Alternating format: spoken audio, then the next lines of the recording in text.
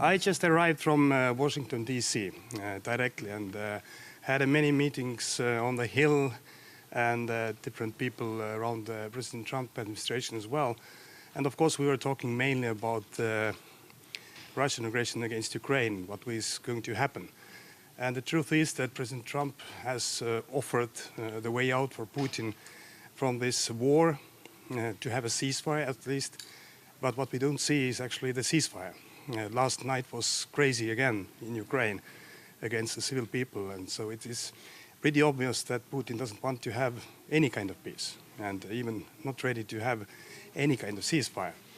And that's why we're seeing as well that what can be the next steps, and what we see that we need to increase the pressure to Putin actually.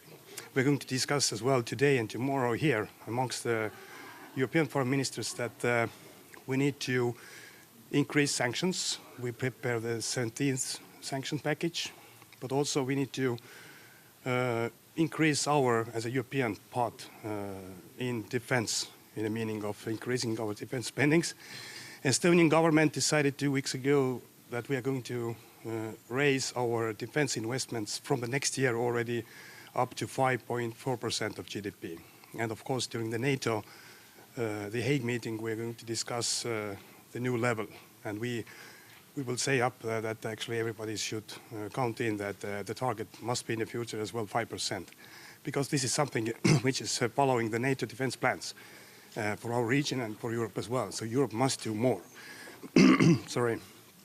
And the second urgent topic is that in June we need to roll over the European sanctions, and we need to work with this topic because we need consensus again, because as you know that rollovering the sanctions needs the consensus. I have some hesitation that this consensus is not right there.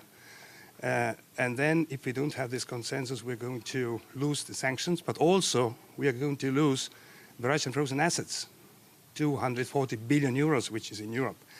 So we are heavily working with that we have a way out.